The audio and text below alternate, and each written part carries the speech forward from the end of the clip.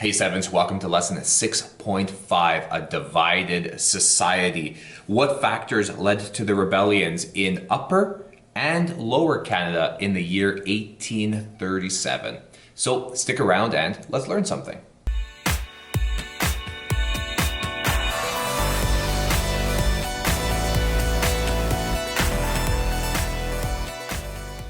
What factors led to the rebellions in Upper and Lower Canada in 1837? Like I said earlier, this is lesson 6.5, and in this point in our story of Canada, well, we have a divided society, my friends. You can see here on the map that I have here, this is the territory after something called the Constitutional Act of 1791, which we will talk about right away here. But here's what's happening. Here's this divided society intro. We have a population explosion happening in Upper and Lower Canada. And, well, it doesn't take a genius to figure out that the more people you have, the more problems you're going to have. And Upper and Lower Canada, the British colonies, they were no different to this. They're not immune to this. So what are we going to do when tensions arise? Here's the question that we have here. And, well, what are we going to do? We are going to deal with these tensions.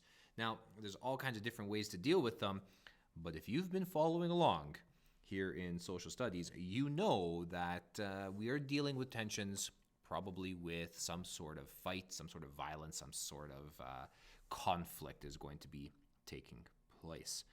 The Constitution Act of 1791, it gave the colonies a new type of government where we have an elected assembly and we have an elected governor. And in the elected assembly in Upper Canada, which is called the Legislative Assembly, and we have the elected councils in Lower Canada as well, you would think that these assemblies would have some sort of power, but they had very little power. The power laid in the hands or rested in the hands of the governor. That is the person who had the real power. And the governor, he unfortunately, what's the word we could use? Corrupt, maybe. He was giving council positions to friends and family. And these people were called Chateau Clique if you were in Lower Canada. And if you were in Upper Canada, you referred to these council members as the Family Compact. And this is not a fair way of doing and having a government. So we have a group of reformers, both in Upper and Lower Canada. We'll talk about their proper titles in a few slides here. But these reformers obviously saw this as unfair because they have an elected assembly that should be the voice of the people. And these reformers then demanded change. But if you've been following along in any of the lessons, these demands, well, they fell on deaf ears, and the British did not listen to any of these demands. This is ultimately going to lead to rebellions. And the rebellion started in the 1830s. Everybody was unhappy. It doesn't matter if you're in Upper Canada, Lower Canada, French, English, First Nations, you're not happy, okay? Unless you are British, you're going to be happy because you are bending the rules and taking advantage of everything. So the Patriots, not like the New England Patriots, the spelling is a little bit different, led by Louis-Joseph Papineau, he presented the government with 92 resolutions. He did this in 1834, and it called for sweeping change to take place in the colonies, especially here in Lower Canada. And they won 75% of the vote. This is huge. This is absolutely fantastic. Finally, we're going to see some change. But guess what? The British reject all of their demands. All 92 resolutions that were brought forward to have a better life in the colonies for Lower Canada all gets rejected. So Papineau, he urges the Canadiens to take up arms and to go and fight. This fight happens in Saint Denis in 1837. We have an uprising here of just regular people. Obviously, they're going to get crushed by the British, which they did. And then Papineau flees to the United States. But why were they upset? Well, let's take a look at this graphic here. These are the perspectives leading up to these rebellions. A merchant's perspective. This is in the top here. We need more roads and canals to improve our business. Obviously, we want the government to raise taxes so they can make these improvements. We need to use our tax dollars to improve our quality of life, to get more roads so that our businesses are better. The Chateau Clique says, although we are English, we have earned the right to govern because we have the education and experience. It's our birthright. Besides, we don't want to lose all our privileges. So you can see here they're sitting from a high standpoint here, and they feel like they are in the right to govern even though they're not really elected. Patriots' perspective. The way it is, the governor's friends get the best land and the best jobs. Ordinary people like you and me, we should have more power. Okay, that's their perspective. The Canadien professionals' perspective. The English elite benefit the most in the colony. They tax us so that they themselves can get rich.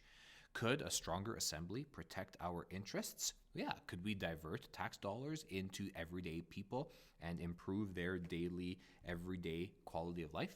And the habitants' perspective, the English Chateau Clique is overruling our elected representatives. Will the British immigrants start telling us what to do?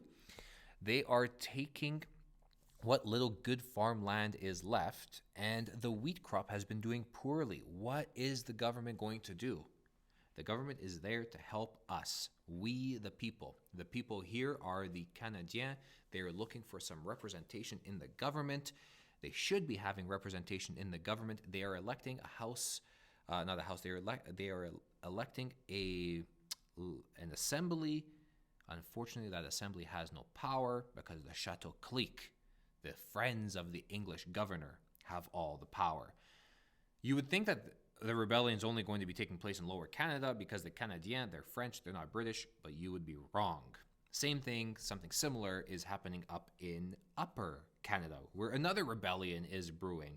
This one is being led by William Mackenzie. He's leading a group of reformers. The English were called reformers, the French were called the patriots. In 1834, these reformers issued the 7th report on grievances listing their demands. So not the 92 that the French had. This is the 7th report on grievances, but basically it's the same idea. And in 1837, look what's happening. The rebellion's taking place in Lower Canada, but it's also happening up in Upper Canada. A group of 700 rebels, they head over to Toronto. They want to topple the government, but again, these guys are just regular people like you and me, armed with pitchforks and not much else, and they were suppressed by the British. Mackenzie, like Papineau, takes off to the USA, and that ends the rebellion right there and then. But unrest continues. The unrest is going to continue for a few more years. So let's take a look at some English perspectives. Well, a regular English farmer is saying that the best farmland is given to the family compact and the Anglican Church. So again, we're seeing privilege here given to the friends and family of the governor. Then they wait until land values go up so that they can sell their land at a profit to us everyday regular farmers. The merchant's perspective, the government wants us to trade with Britain. We want to trade with the United States. So the government is forcing them to do business with the British overseas, even though they have a perfectly good trading partner with the United States possible. A reformer's perspective, these are the ones that want change. We want more power for the elected assembly. The colonies should manage their own affairs. Why are our affairs being managed so far away over the Atlantic Ocean back in England? And the loyalists' perspective. We have proven our loyalty to Britain in the War of 1812. Yes, they did. We have earned the right to govern ourselves. So even the loyalists are wanting to see a huge change take place. Both these rebellions were brutally put down at times. The British, though, even though there was only a few hundred people taking part in these rebellions, the British, are they going to listen? This is going to have a lasting impact against the British. Both Lower and Upper Canada felt that they were being wronged by the British government. And now they had a common goal of unity here. The common goal was, we need to break away from Britain. So now the ball is in the British court. What are they going to do to listen to this unrest that is happening in the colonies of Upper and Lower Canada? Well, how does this all happen? Well, it happens because of the way they were voting. So how do we allow this to happen back then? Voting in British North America was a public affair, which means if you were even eligible to vote, we'll talk about that a little bit later, but even if you were eligible to vote, it wasn't done like it's done today by secret ballot. You went to a polling station, you went to a voting station, and you would stand up and you would announce the name of the person you are voting for. You have no privacy in that, right? So when something is done publicly, we can have influence over those voters. It's very easy.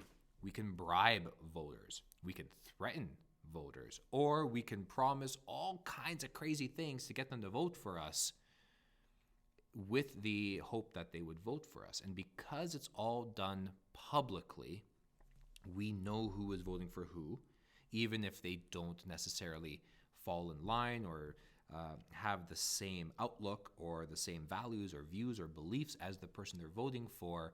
It was easy to tell that a lot of voters received bribes and they were falling for these empty promises. And this practice of public voting lasted until 1874.